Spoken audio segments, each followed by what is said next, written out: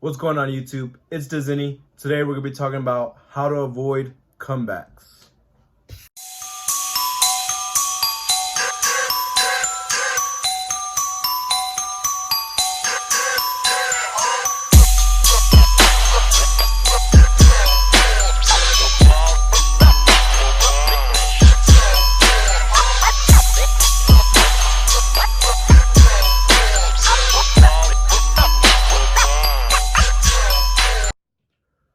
Alright, so to avoid comebacks, now it's honestly just as simple as checking your work.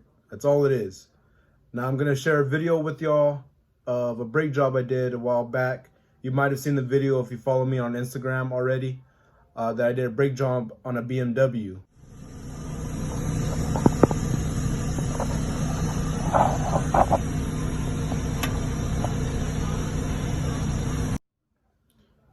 Now, as you saw in the video, what happened was I left a brake caliper bolt loose. And I know exactly what happened. I was working on it. My boss came up to me and we started talking. Nothing work related. We just started talking while I was working on the brakes. I got distracted, and it happens, and I continued to put the brakes on and put the wheels on and everything. And before my test drives, I always check my work. I checked, but I still missed it. So after my test drive, I raised the vehicle up again and I double checked again all my bolts. I touched everything I touched, I looked at everything, and that's how I was able to catch that loose caliper bolt. It's simple as checking your work as much as you can before it leaves your site. When I worked at the dealership, back at Toyota, and even when I worked at Brake Check, not once did I ever see anybody double check the work. What I mean by that is, when they would do a brake job, and I'm using brake job because, it's simple, they would test drive it. They didn't hear anything. They didn't feel anything, so it's good. They park the car up front. They ship it. On that BMW, I didn't feel anything. It drove fine right then and there. But, a couple miles more, that caliper bolt could have came undone, and then it would have turned ugly. So that's why you got to check your work afterwards. Same with like coolant. I've seen back at the dealership where people were doing water pumps, thermostats, whatever, and they just let the car run and then they'll just park it. They don't even test drive it. I don't know why, but simple things like that. I did a Mercedes about a year ago, and can't remember. I test drove it. It was fine. I checked everything, looked good. And I test drove it again, and a hose popped off on me while I was driving on the highway, so car almost overheated. Luckily, I was able to pop it back in and snap it, and then call the boss to bring me some more water so we can drive to the shop. But you want to try to test drive as much as you can and check your work as much as possible to eliminate, having a comeback.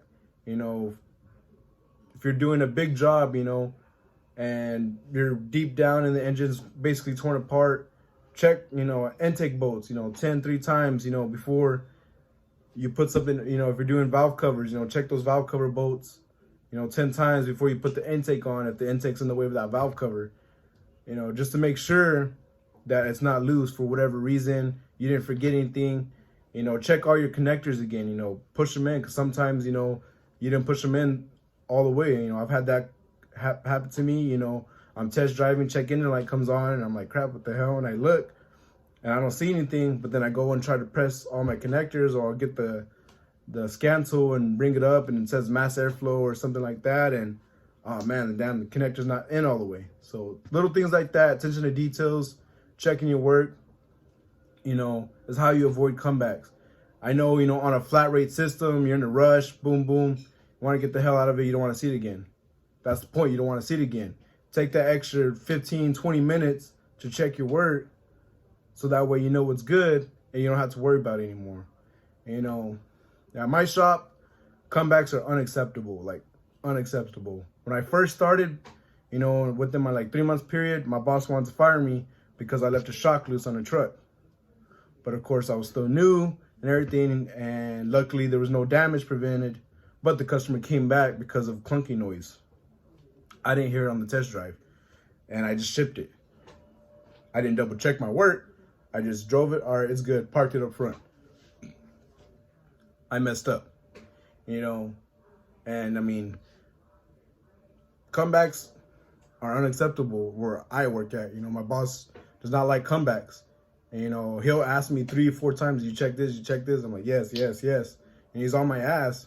But, you know, from the beginning, so now that's how I am as well. You know, I check my stuff all the time because we don't want comebacks. You know, about a year ago as well, I did a water pump on a Toyota Camry, and it came back because the customer called all mad saying there was coolant leaking, and he was already getting mad at me saying you didn't tighten something right, this, that. And I was like, no, I made sure, and it was a part defect. You know, it had nothing to do with me, but he was already getting on my ass because it was a comeback. So, you know, at my shop, comebacks unacceptable.